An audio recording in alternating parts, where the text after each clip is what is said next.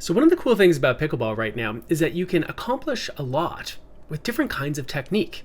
When we look at some of the players out there who have a lot of success when it comes to playing elite pickleball, we see a lot of different kinds of technique. And this could be how players hold the paddle. This could be how players swing the paddle.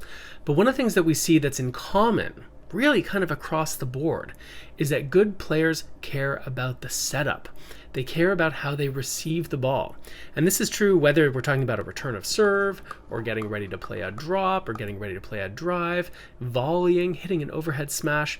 The setup matters because how well you set up to the ball, how well you prepare for the ball, influences how well you can send it.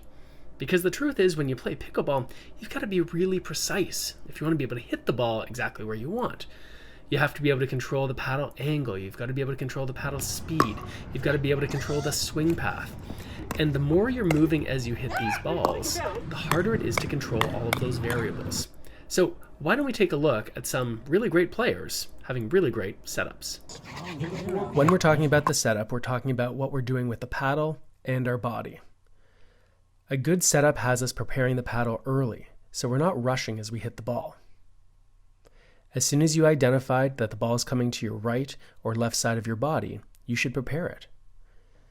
And if we can prepare our body at the same time, there'll be less of an emergency when it comes to the critical moment of making contact, less rushing. It's also important that we're on balance as we're hitting. Preferably, we can position our body and our feet early enough that we're stable as we hit. If we're on balance, it's going to be easier to control what it is that we do with the paddle. And finally, it's important that we have a good impact point. The impact point is where you make contact relative to your body.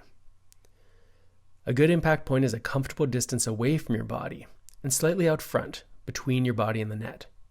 This is a strong hitting position, no matter what shot you're playing.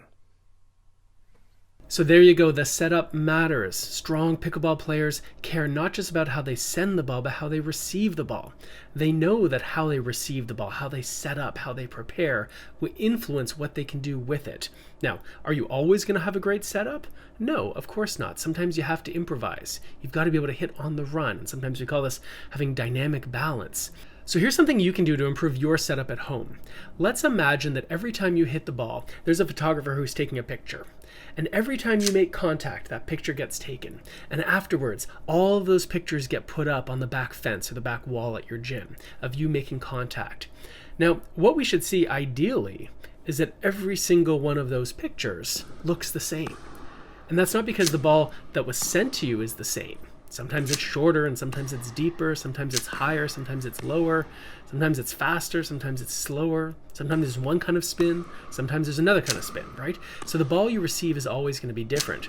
But your challenge is to set up in such a way that when that photographer takes those pictures and they get put on the wall, is that we see a very consistent kind of setup, that you're on balance, that your impact point is a comfortable distance from your body, that everything is sort of the same in how you receive the ball, even though how your opponent sent it was different.